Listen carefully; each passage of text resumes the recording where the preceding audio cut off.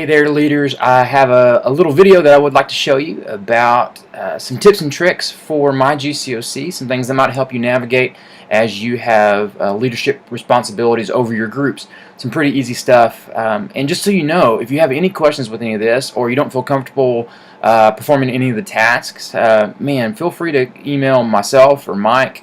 Give us a call at the office or call the church secretaries, Marcy or Amy. And all of us will be happy to help you get the things done that you need to get done with these group members. And so, anyway, let me look at my list here and just run you through a couple of things. First of all, I want to talk to you about editing group settings. Most of this will already be done by the time you get to your group, but you may want to edit some stuff. We'll have already input most of your stuff for you. So from your group page here, what we're going to want to do is go to Edit Group Actions, then Edit Group Settings. From there, you can add a picture and a description of your group. You can select when and where the group meets, and you can also talk about what kind of options, email notifications, these sorts of things.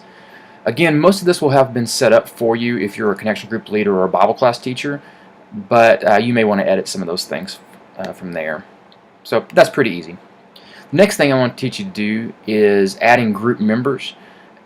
Again, Bible class teachers, you'll probably have all your people added because Mike will have added them, but you may have new group members that you need to add week by week if Mike misses somebody or something like that. So again, we're going to go to Group Actions, Edit Participants List. Then we're going to click Add or Invite New People. You can either do people by search, which is really not very helpful in this situation, but you might want to do people by name. That's how I prefer to do it. You can add them directly, which means they'll just be inputted into the group, or you can invite them to let them know that they've been added to the group. If people don't know you're adding them, this is probably the best option to invite somebody. What I'm going to do is, we have a page for the church office, so I'm just going to add church office here. And it adds them to the group, as you can see here. One of the things that you're going to want to learn to do is create calendar events, and this is really helpful when you're listing group meetings or activities, service projects, that sort of thing, especially for small group and connection group leaders. What you're going to do is you're going to click Calendar from the home page here in this toolbar, Calendar, and then you're just going to find the date that you're going to schedule something. So let's say we schedule something for today. Friday, June 3rd is what we're on. As you hover over it, you'll see it has a little button that says Add Event. If you're scheduling something for the church, you probably want to stop right here and just call the church office and allow them to do it because they'll need to reserve rooms and resources, and they have the information needed to make sure that we get those scheduled appropriately. If you're not needing rooms or resources, say you're doing a service project or something at your house or someone else's house, just click Rooms and Resources Not Needed. You can type in the event name, description, who's organizing the event, when the event will happen, and where the event will happen. And all you got to do is just click Saved here down at the bottom. So we'll just create a test event, and we'll schedule it for today. Okay, I'd like to show you now how to record attendance, which is one of the things that you're going to want to know how to do.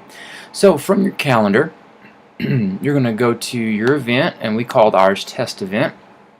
From here, you're going to hit Record Attendance,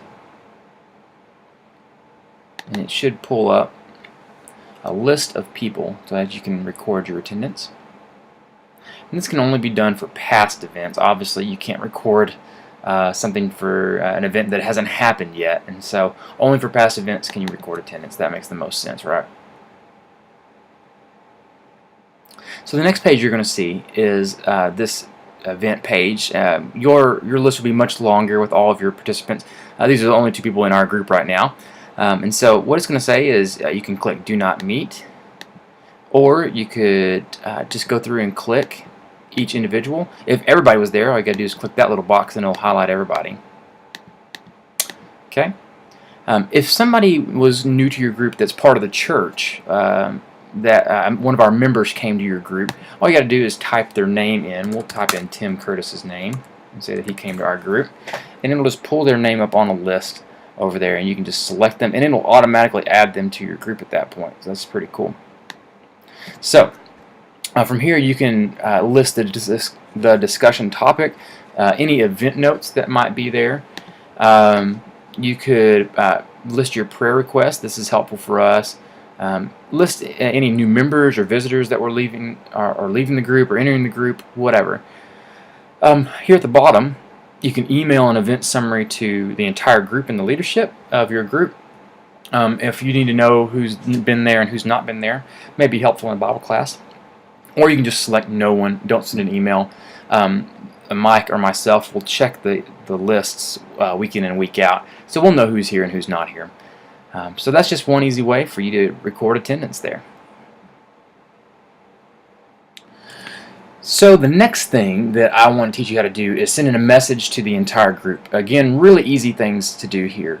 Across the top of your home page here in your group, there's a tab that says Messages. You're just going to want to send a new message. And it's going to give you some options. You can select to send it to all participants, just the leaders, or specific group members. You can have the people who reply either reply to all participants. That means everybody will receive an email that there's been a comment made. If you select only me and don't allow comments, it only allows people to email directly back to you from their email. Your email will show up in when you send it. It'll say, Preston@georgetowncoc.org or whatever. If you select no one and don't allow comments, it'll just send an email out, and it won't have an email address on it, so nobody can respond back to it. So it's up to you how you want somebody to respond. Just type in an email like you normally would. Up here, there's some information that says, don't store this message, pin this message to the top of the list. What that means is, in your messages folder, anytime you write an email, it will always show up in messages. If you pin it to the top, it will always stay at the top. So something that's important, maybe like a group schedule, a file that you really like, a reading, something that you're going to use over and over again, you might want to put that at the top. And then you can attach a file just like you would an email. And if you attach a file, it'll be saved in your Files section, which is what I'll show you next. So from your top bar here, the toolbar, you're just going to select Files, add a new file, and then it's pretty easy. Just choose a file, label it, and save it. That's pretty much all to it. It's pretty easy. I'm going to look on the list here and see what else I need to do. Oh yeah, I'll teach you how to edit the participants list. Let's say that if you're a Bible class teacher and you're going to add an assistant leader, someone's going to help you maybe record attendance or something like that. Pretty easy stuff. You're going to go to Actions, Group Actions again, edit the participants list, and this screen will pop up with all these names in a box. You can see in this group I'm the main leader. In most cases, the church office or Mike will be your main group leader, and you'll be an assistant leader. Let's say I want to make the church office an assistant leader. So I would just click that button and then pull this little button down. If checked, set group status to either a group member or an assistant leader, or I can remove them from the group. And so whichever one I wanted to select, I would just select that and just hit OK, and it would save it as we denoted it to. Pretty easy stuff. So that's pretty much it. Like I said, it's a pretty easy process to get things done. If you have any questions, don't hesitate to call the church office. You can talk to myself or Mike. You can email me, Preston@georgetowncoc.org, or you can email Mike@georgetowncoc.org. We're happy to help you get set up and to answer any questions you might have about how we might better assist you in being connected to your groups. All right, thanks for watching. We'll see you soon.